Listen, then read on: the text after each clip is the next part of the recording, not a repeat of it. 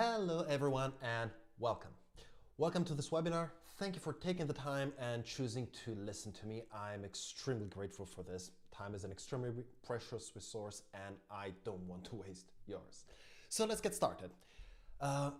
Quickly at light speed. My name is Edoardo Binda Zane.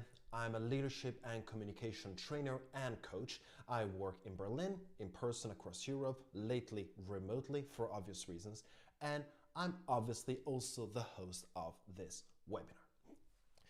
Quickly about me, I start not as a trainer or a coach, but actually as a consultant. I spent about 7 years in the business and I was lucky enough to enter consulting at a fairly high level. I was working side by side with the European Commission, and working at that level allowed me to see a lot of the sides you don't usually notice when you talk about consulting. The good sides and the bad sides as well. Because in terms of good sides, you notice you were working with people at an insane level of knowledge, of skills, of intelligence. But on the negative sides, on the flaws, you noticed how much of a lack of anything relating to emotional intelligence there was. Displayed in terms of lack of communication skills, lack of ability to empathize, to solve conflicts, to dig deeper into what a person really needed and wanted and offering it to them. And as someone who was personally and has always been personally interested in that area, I noticed how different the approach could be of the people that were above me. And as I grew into a project manager and I was managing large projects, I noticed that even by doing very, very little in those terms in that regard, let's say in the softer skill side, grouping it all together, I noticed how much more effective I managed to be, even just by doing little. I was better in communicating, I was better in negotiating, in persuading, in being on stage, in relaying messages across different sectors.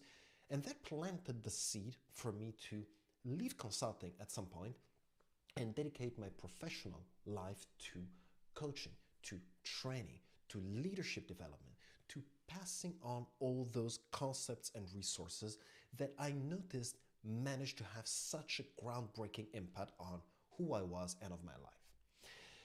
Now, we are here today to talk about emotional intelligence. And let's be honest, it's nothing new, right? Emotional intelligence has been around for decades. We heard it. I heard people talking about EI in university, even before that. So we all know what it is, or have some knowledge of its existence. We all know that it's relevant, but if we're really, really honest about ourselves and the world of work, we need to accept that it's always been put in second place. Yes, a lot of people talk about emotional intelligence, how important it is, etc., etc., etc. But the moment you boil it down, nobody really judges a leader on his or her level of emotional intelligence. Leaders are judged on results and numbers. And it's always been like this until COVID came in. And we can all agree how horrible this whole COVID mess is. But maybe, just maybe one of the positive spins that is brought is the fact that we have now to face how relevant emotional intelligence, psychological safety, communication, softer skills really are in the world of work. We've seen how the lack of this managed to shatter everything that we knew, and we've seen how leaders are at least conscious of their new role or of their duty to be more communicative, more empathizing, and just build a sense of safety for their team. And what's interesting now is that is relevant, but we're not sure that once COVID is finished, it's going to keep on going. I hope so, strongly and personally, very, very much. But we need to find a way to sell it in terms of strategy, of results, of numbers, because that's where the bottom line will be. So I want to start exactly from this, from numbers. Because if you look at the effects that you can reasonably expect once you start investing in it, well, they're fairly shocking. I'm going to share with you the results of a study that took about 10 years to complete by Paul Jacak and his team that looked at one of the most immediate effects of emotional intelligence in leadership, which is trust building, the presence of trust in a team. And long story short, this is what you can expect, and this is what you can use to sell the idea of emotional intelligence to whoever is above you in order to make it more tangible, make the numbers make sense. These numbers were a shocker for me. I hope they're going to be the exact same shocker for you, because once you invest in emotional intelligence, what you can reasonably expect is, first of all, double the amount of energy in a team. Double is a lot. 50% more productivity in your own team, meaning that if 2 of your employees could handle 2 projects, now they can handle 3 projects. Tell me that's not a financial difference. You have other effects, and one of the most tangible ones is 40% less risk of burnout, with all the expenses that follow that, and minus 13% sick days. Now, tell me that none of those effects have tangible financial outcomes. Tell me that those numbers cannot be measured. Well, those numbers have been measured, and this is something you can reasonably expect once you start investing in this as a leader. Now, one thing, by the way, this is a webinar, it's me talking, but I don't want to work in a way where I just yell at you and blare at the camera for X minutes without you having a chance to send a question in. If you have anything that's not clear, anything you want to ask, maybe a story you want to share, just shoot it in the comments and I'll just be there to answer and follow up with that, either immediately or the moment I gather a few questions altogether. Now, we said before that emotional intelligence has been around for a while, right? And we've seen that there are tangible effects to it. Now, this is nothing too new. We knew that there is an effect, but let's look at the practical side of it. Because, of course, if it's been around for so long, there are ways and content and material to develop it. And that is a major problem.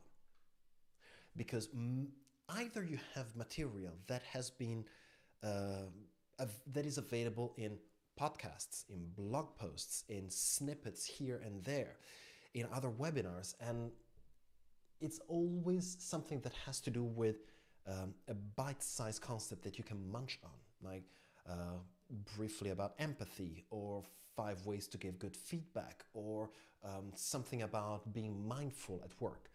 And all of those are extremely important concepts, but they are random. They're spot concepts that fit into a larger overarching process that leads you to building emotional intelligence.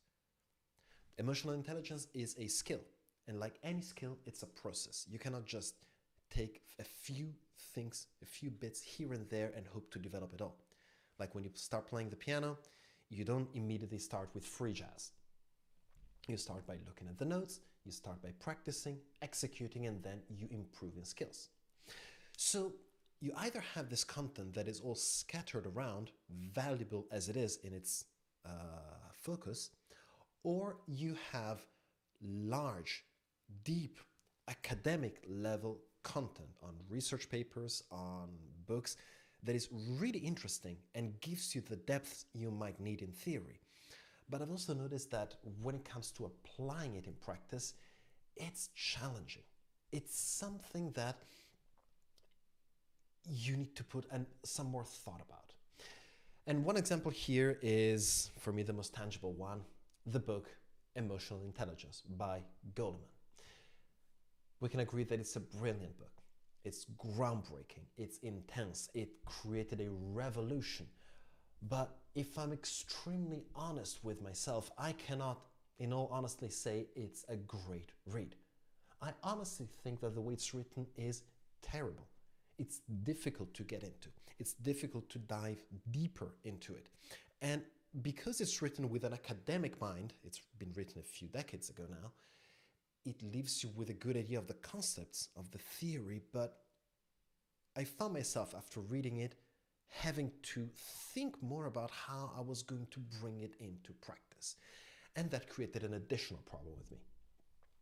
Which brings me to what we're doing today, brings me to this course. Everything that you're going to hear today from me is still rooted in science.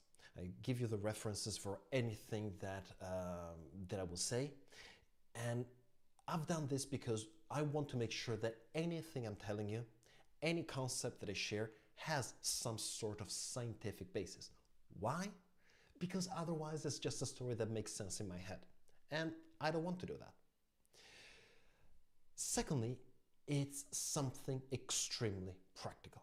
I don't like spending much time looking at, how can I put it, the theory, the what we're talking about. Yes, we need to mention that. We need to carry it out. But you need to leave this course with a clear way to apply it. And at the end of this course, you also have a choice. And of course, everything I'm going to be discussing about today, you can take it as it is and start applying. If you're interested for more, there is a paid version of this course for which I'm also giving you a 15% discount at the end of this webinar. So you might want to stick around for that. But either way, you can start by taking the snippets that I'm going to share with you today. Now, that said, we've been talking about all the intro, we've been talking about who I am, what I do, the problems with emotional intelligence, but I suggest we go deeper into it. And again, any questions, just feel free to shoot. First question that we need to clear out. What is emotional intelligence? Because we think of it a lot in terms of maybe just empathy, but it's a part of it. We think of it in terms of mindfulness, but that's also just a part of it. And I like to make it clear, make it as tangible as possible right at the beginning, because it makes sure that we know what we're doing. Emotional intelligence, for me, the clearest definition is your ability to move your approach to your emotional life from being passive to being active. What does this mean? We usually have a passive approach to emotions. Whenever we feel happy or sad, we just accept it. And we accept that our emotional state drives our behaviors, our point of view, our way of approaching others, and so on. Which is great if what we're feeling is something positive. If we're ecstatic, joyful, happy about something, we radiate energy. We like to interact with others. We have more energy in what we do. We have an uplifting take into our interactions. It's great. However, if it's something negative, the opposite happens. We become tunnel visioned on something. Our energy is somewhat drained from us. We don't want to interact as much, and we don't want to be constructive or positive. And that approach, that mindset, or that outlook on life is not particularly positive for a leader. So emotional intelligence has the power of giving you this choice, whether, especially when it comes to negative emotions, it gives you the choice to wanting to have your behaviors conditioned by that, or wanting to take action. Maybe you want to process those emotions immediately and have them have an effect, or do it later because you don't want to be brought down and bring people around you down with you as well. Emotional intelligence gives you the choice. And let's take a look at the effects of it. What does that do in practice? If the idea is to take an active role in how we approach our emotional life, it means that we can willingly remove the strain that our brain is under. I'm getting a bit theoretical. Let me give you an example. This is something from my personal life. I remember that one of the darkest moments of my life had to do with a breakup.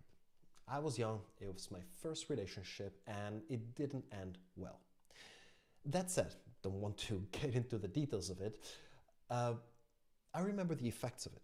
I remember being, for 2 years, tunnel vision on that point, always finding my way back to thinking about it and being negative, feeling sad, feeling devoid of energy and frustrated because whatever I tried, anything I tried to do, I could not escape that gravitational pull. And I was always brought back into this sad, negative, unconstructive state. And that had an effect on how I related with my friends, how I related to other relationships that I had, and that was not great for me. I wished I would have had this choice. This is the strain my brain was under.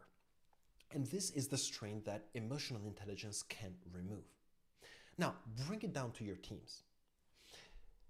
What does that do? If you as the leader manage to reduce the level of stress your brain is under, all of a sudden you have more headspace to focus, to look around you, to be aware, to read dynamics of work, of teams, of people that you would not otherwise have been able to read. And first of all, this gives you more energy, more possibility to understand concepts, to learn, to invest energy where you need it. But when it comes to your team, you have more energy and focus to devote to them as well, to build a relationship with them, to build rapport. And with rapport, you build trust. And with trust, you see all those wonderful numbers and effects, tangible ones that we have seen before. More productivity, more motivation, less burnout, less of a sense of unity, even under uncertainty and pressure. All good, all great, but we still haven't answered the last question we need to get to, which is, how do you develop it? Because let's face it, this is what we're here for. And in the next rest of this webinar, I'm going to share with you 4 main areas you need to work on in order, let me make it clear from the beginning, to develop or to start getting better at, or start to become more emotionally intelligent. Let's put it this way. Right. Emotional intelligence is divided in 4 main areas. First one, self-awareness, meaning being aware of what you're feeling exactly and why. We'll see what this means in a second. Second, self-regulation, meaning your ability to influence your emotional status in a constructive and positive way at will. This is what I mean by taking an active role. Number 3, being able to read others, see what they're feeling exactly, being empathetic with them, understand what they're going through at a precise level. And fourth area, using all these skills in practice, interacting at an emotional level. And this is the area where, let's say, gold is found. This is the area that has to do with being empathetic, solving conflicts, motivating others, gaining trust, all the most tangible and brilliant effects. But as we will see, you cannot get to that point unless you've followed the process to get there. It's extremely important. And here comes the first freebie I have for you, because one of the most important points in developing any skill is knowing where you start from. And I gave the example of playing the piano. If you don't know how to play the piano, well, it's clear what you don't know. But if you've started it, have done something here and there, maybe you're confused about what you do know or what you don't know, and having a sense of what direction you should take can go miles right now. So what I have done is started with it. What I'm going to share with you right now, here is the link in the comments, is an emotional intelligence self-assessment tool. It's free. You can take it on my website, and the way it works is there are 50 statements. I suggest you take it after the webinar. And for each one of them, you need to say how much you agree or disagree with it. This is not personal. This is in no way a judgment of who you are as a person, but it's simply meant to inform you of what areas you may be lacking or may be already well skilled in. And in any case, write down any comments or questions that you may have. I'll be happy to answer them. That test, I've developed it together with the course. It's fully science-based, and if you want to know the sources of the test and of this webinar, you can find them at the bottom of that page. I quoted everything just to make sure that you have a guarantee this is not something I'm making up in my head. Make sense? Right. Moving on to the next point. Let's start digging deeper into these 4 areas of emotional intelligence. First point. Oh, this is the self-assessment part. Let's start with the first area. Self-awareness. Self-awareness is the starting point. Self-awareness means being able to understand and recognize what you're feeling at any moment and why. And this usually sounds weird. I know it. I'm fully aware of it because the immediate thought is, well, hold on a second. I already know if I'm feeling happy or if I'm feeling sad. What is this guy talking about? And I agree with you. I agree that you know whether you're feeling happy or whether you're feeling sad or anything else. But let me ask you this. In your life, how often do you go more in detail than that? How often do you think, right, I'm feeling sad, but can I dig deeper? Can I tell if I'm feeling pensive, worried, ashamed? And next level, can I dig deeper and understand why I'm feeling what I am feeling? Can I trace it back to an event? This is what I mean by self-awareness. This is the start, because if emotional intelligence is, if we have a passive approach to it, we feel something, we don't even question it, we don't even know where it's coming from because we don't invest time in it, and we just accept to be conditioned by that. But if we start looking, digging deeper into it in detail, well, then we have some hope to understanding what's going on, understanding what's driving our behaviors, and at least have some material to work with that. And it's important to go in this level of detail because emotions can feel very similar but mean very different things. Let me give you an example. Favorite example that I have for this is the difference between shame and guilt. Shame and guilt are 2 very different emotions, but they feel very similar. So it's important to distinguish which one it is that you're feeling. Guilt is you're feeling bad because of something you've done. The sentence describing it is, I don't feel good about my behavior. Shame is not feeling good about who you are. The sentence describing it is, I don't like who I am or who I have been in a situation. It's really different. They can feel similar, but the level of depth of one versus the other is night and day. This is why it's important to understand whether you're feeling one or another.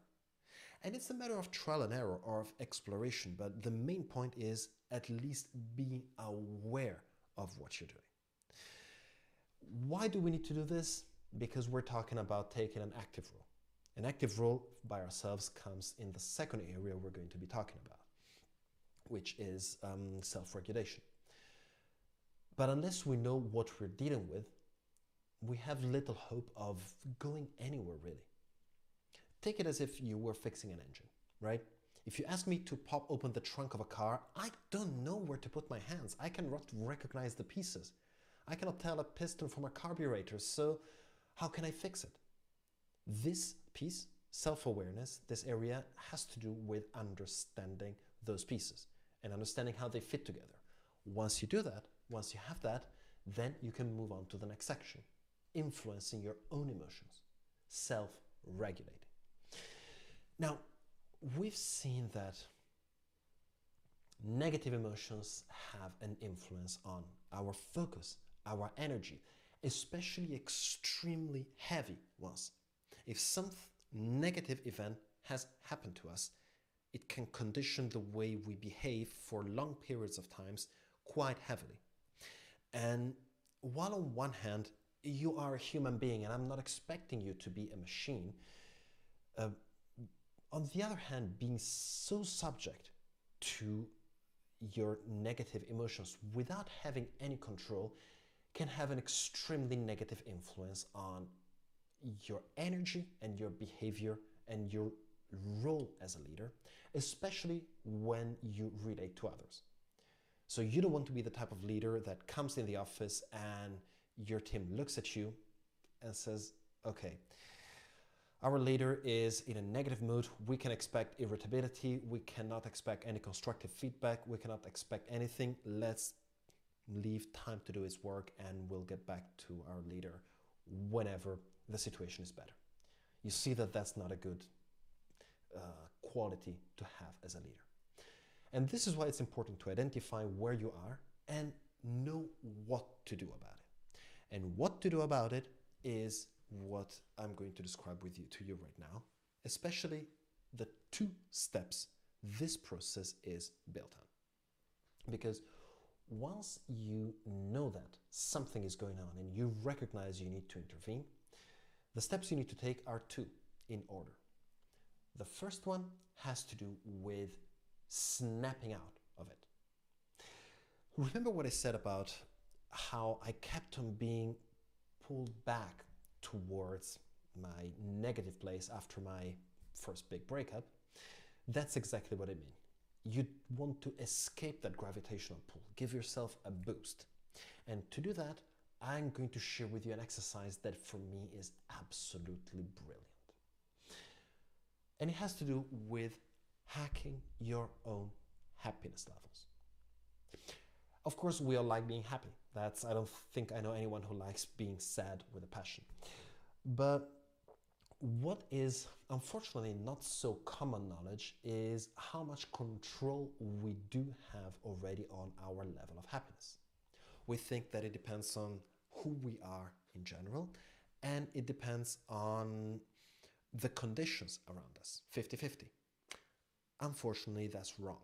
It depends on 50% on our personality, let's say, how prone we are to being happy or not.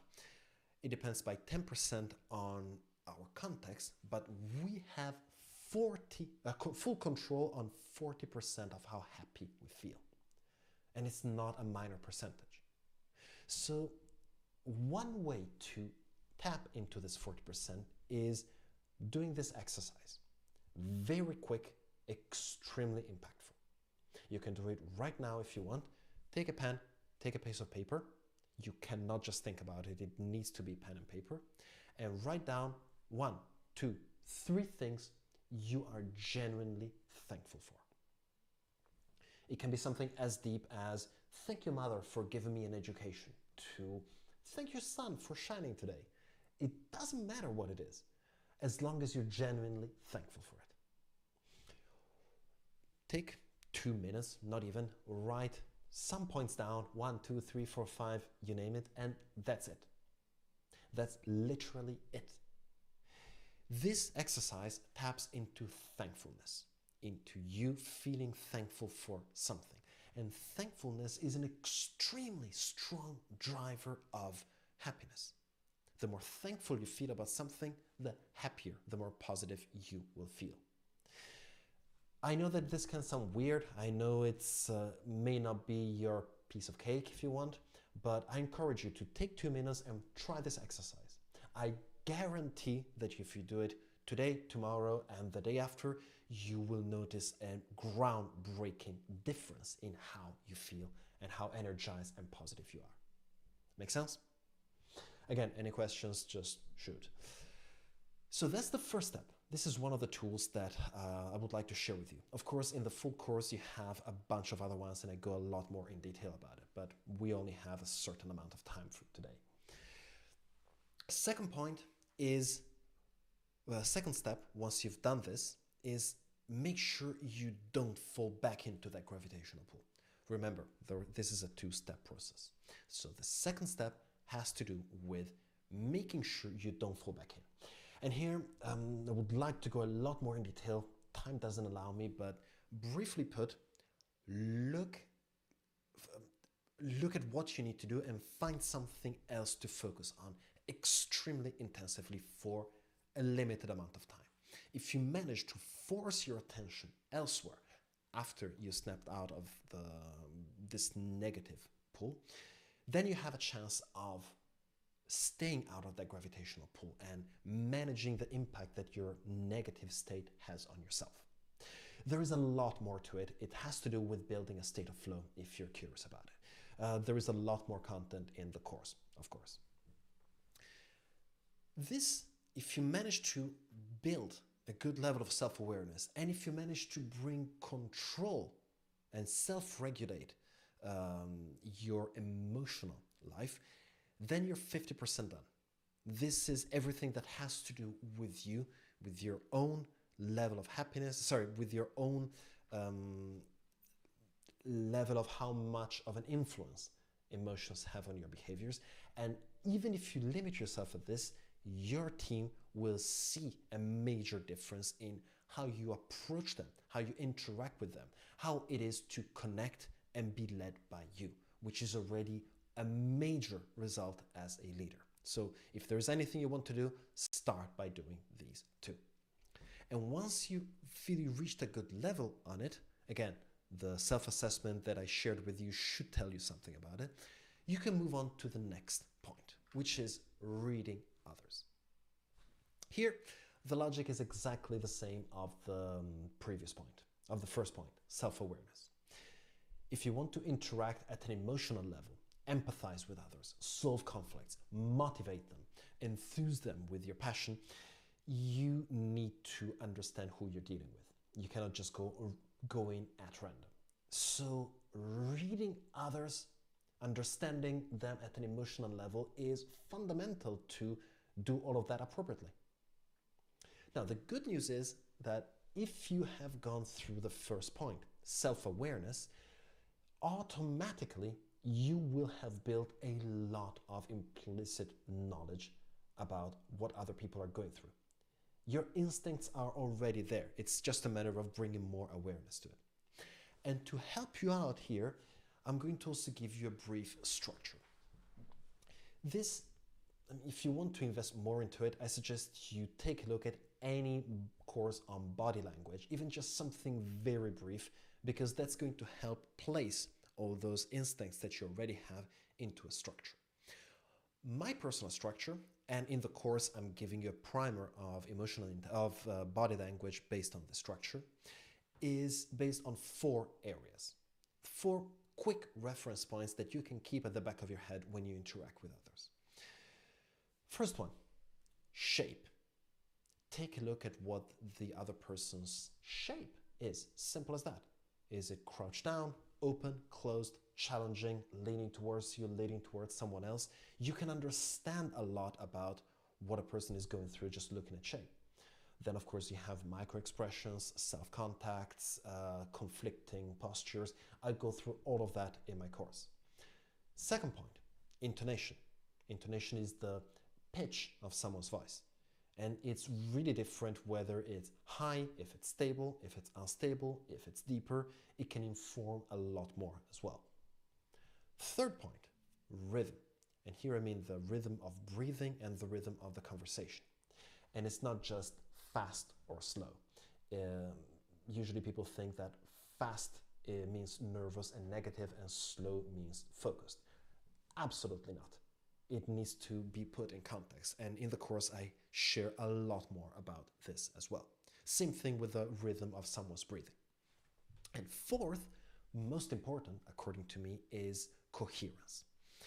Basically, looking at whether the other 3 elements are all given the same signal.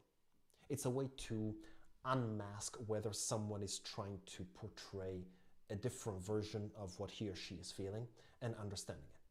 So if your intonation and your body shape in terms of posture want to convey a message, but the rhythm you follow tells a completely different story. Well, that's something you need to notice. And I'm giving you all the information you need at a deeper level also in the course. Again, I would love to give you a full-on rundown right now of everything I know, but time is a limit that we need to deal with. Moving on, once you have this, you can move to the fourth area, which is, let's face it, where we want to get the most out and what we know as emotional intelligence, which is interacting at an emotional level. Why?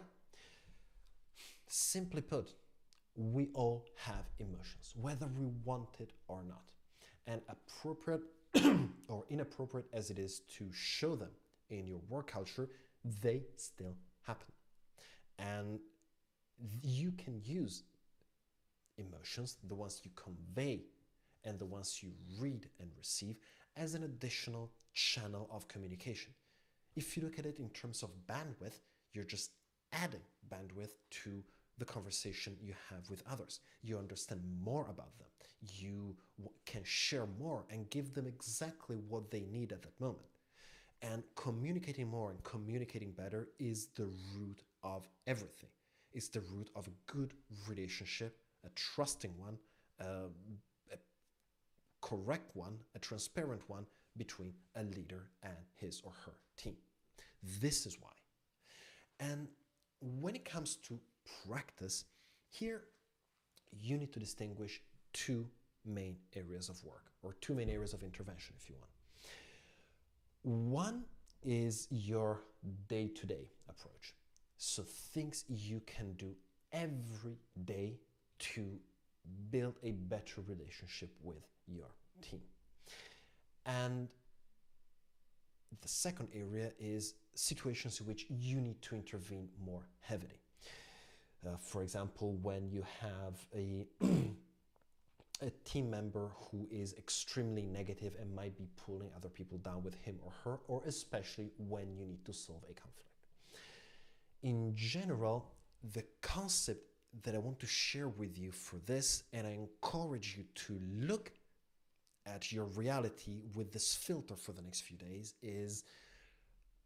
it's a concept called emotional contagion, which can describe, I would say, 90% conservative estimate of any dynamic of any group.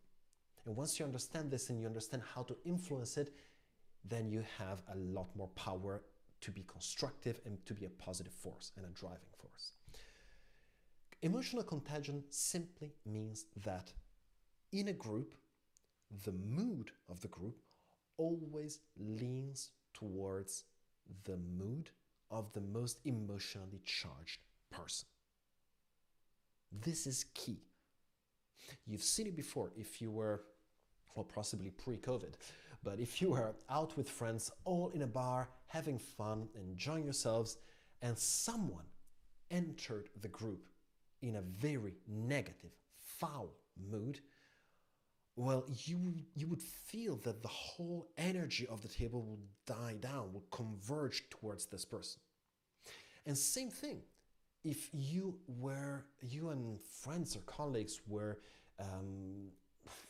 stressed or worked out or not just feeling great about your professional life or even personal life at that point, and someone else enters the group in an ecstatic mood, joyful, brilliant, wanting to share and convey the energy that he or she had, you would feel the whole energy of the table converge towards that person. This is emotional contagion. And this happens whether you like it or you want it or not.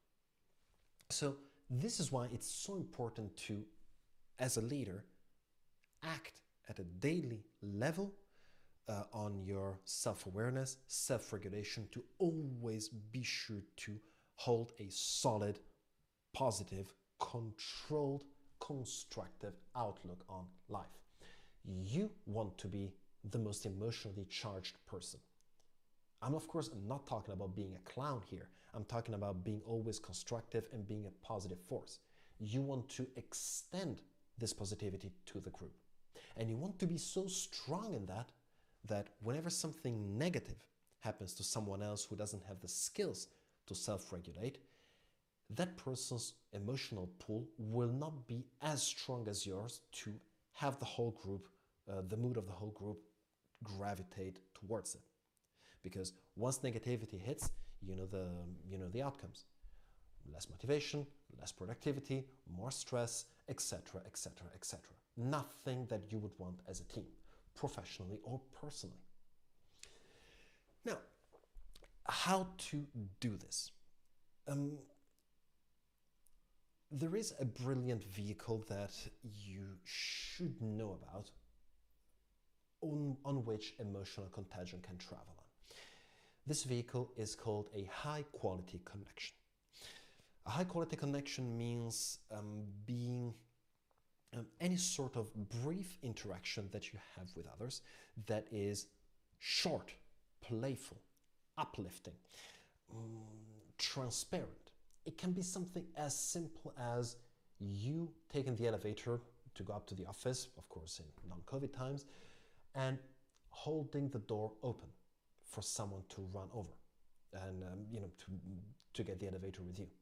Or something, if you're leading others remotely and want to interact with them, you notice that something is wrong with a person and send a message. Send a brief message like, hey, everything okay? Something like this.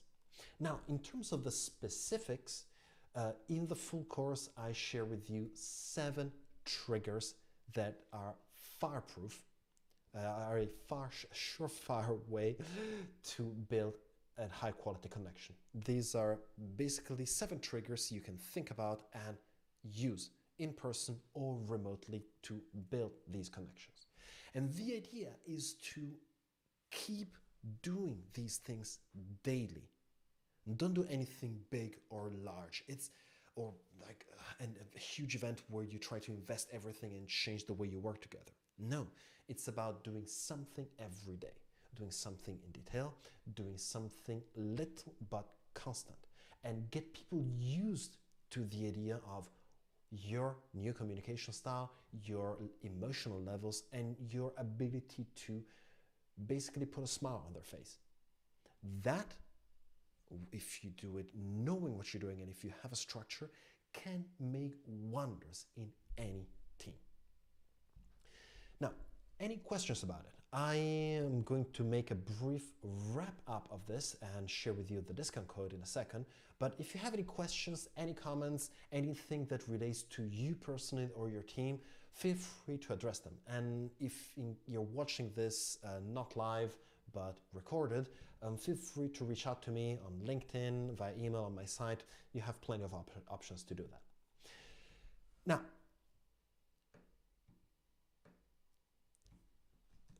in this webinar, we've looked at emotional intelligence at large.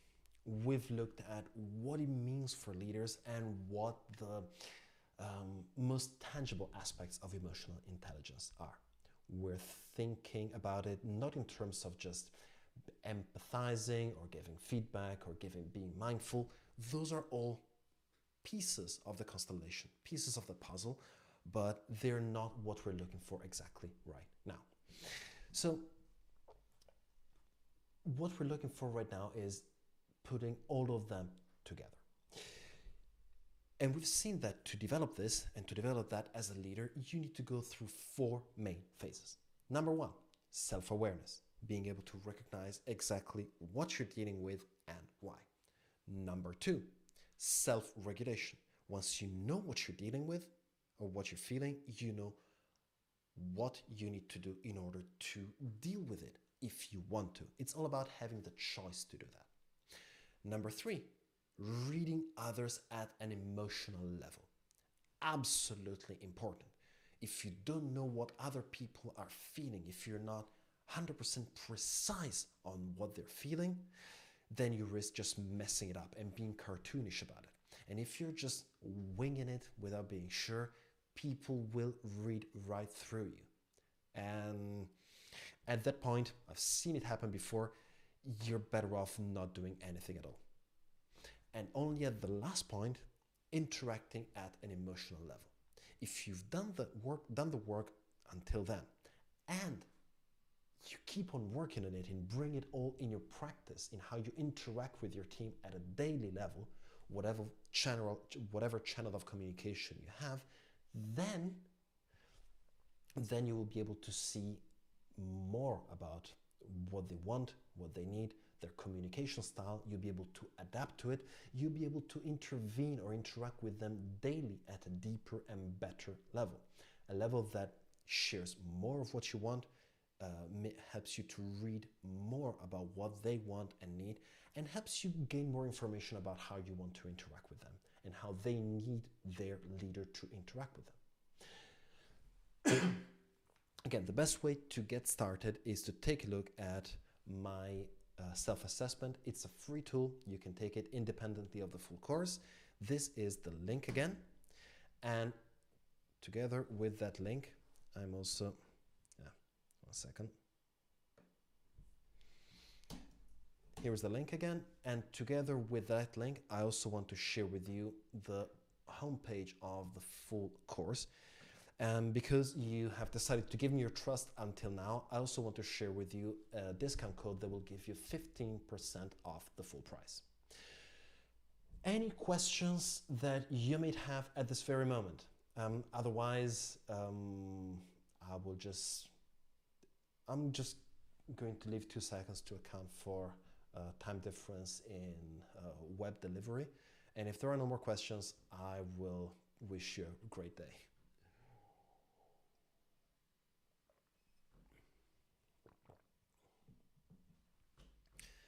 Okay, I take it as a no. I don't see any comments or questions popping up. I hope that this webinar has been useful enough for you, and that at the very least, I've been able to share with you an additional perspective on emotional intelligence and why it is so relevant for leaders. Anything else you want to discuss with me, you have a question coming up later on, or if you're watching this being recorded, because you're in a different time zone, I've got people all around the world watching this apparently, feel free to reach out to me in the comments of the video or directly via email or LinkedIn. I'm always available to chat. I'm always happy to give an answer when needed. And remember to take the self-assessment that I have shared with you. That's going to get you started on the right way. Plus, you also have additional freebies of the full course on that page. I don't see anything coming up. Thank you so much for watching. I really appreciate you giving me your time, and I wish you a great rest of the day. Stay safe and stay healthy. Thank you and goodbye.